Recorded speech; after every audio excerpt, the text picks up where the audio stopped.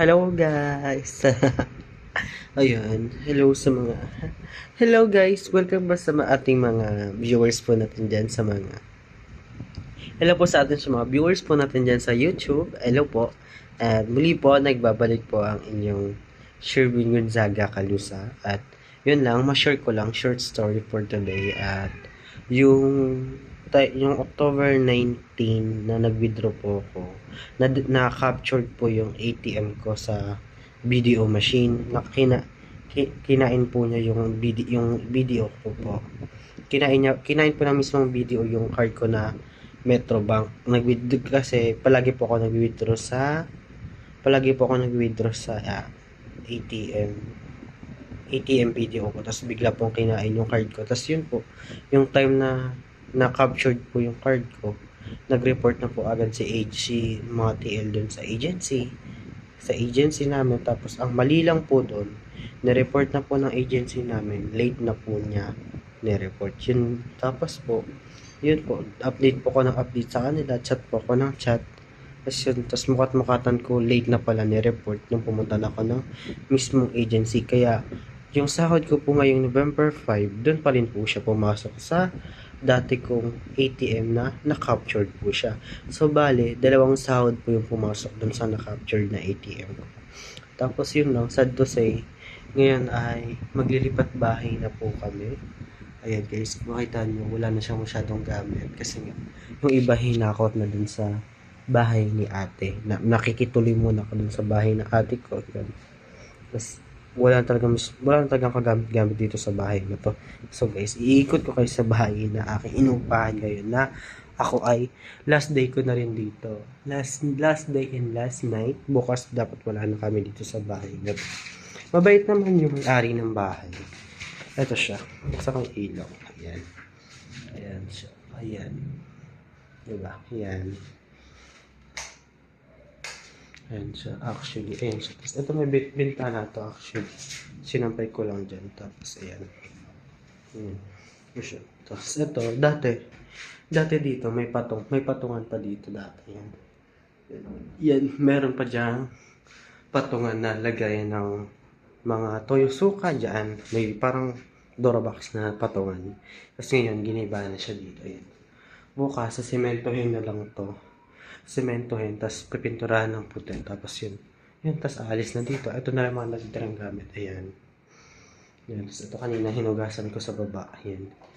Mga pang luto. Yan. Ito mga... Ito kasi dati dito. Ito siya dati. Merong kwarto dito dati. Yan. Sa side na to. Ayan. May kwarto dyan.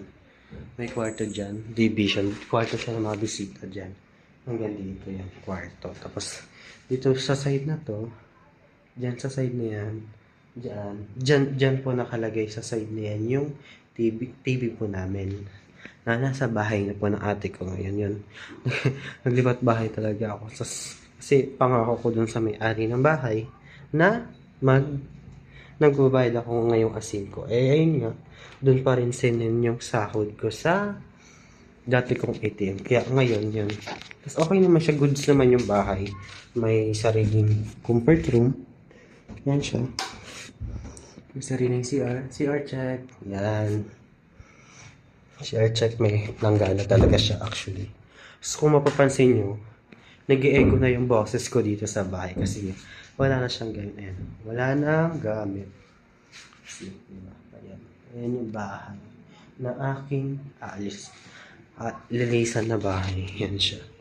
So marami ng memory marami na siyang alaala sa bahay na to. Kasi ito naman po yung kwarto. Ayan. Ayan yung kwarto. Inside. Ayan. Ayan. Ayan po siya. Ayan. Yan lang guys. Nakakalungkot lang isipin na kinain yung ATM mo. Yan. Nakakalungkot lang na kinain. Yan. Tapos, imbes na sa sahod ka, umaasa ka sa wala. Yan lang. Nakakalungkot. Tapos, balik sa higaan yan.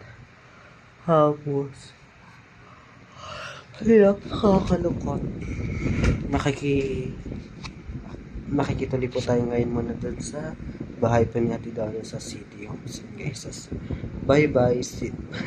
Bye po muna tayo sa lilisan na po natin ang Victoria Reyes. Ay, hindi po natin siya lilisan.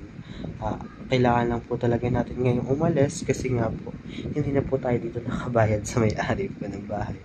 Yun lang po. At sana naman po sa mga susunod na, if ever na kung sa mga susunod na mga ibang tao, pag ma-capture naman po yung ATM nila, sana naman po, ibigay na po agad na mismong bangko. Kasi katulad ko, ako apektado din ako sa nangyari sa akin. Wala namang may gusto na mangyari na makain yung ATM natin, di ba?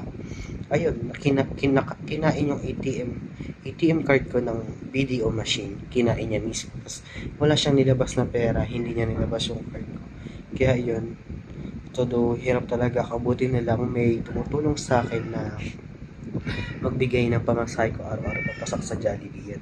Ayun guys, masabi ko lang po pala, nag-work po ako sa Jollibee, SM Das Marinas. Tapos ngayon, ang aking last duty po ay November 9, 2024. So, magpapasko po tayo ng walang trabaho at try ko mag-extra nagtrabaho dyan sa may kadiwa na kargador. Yun lang po at maraming salamat po. Bye bye!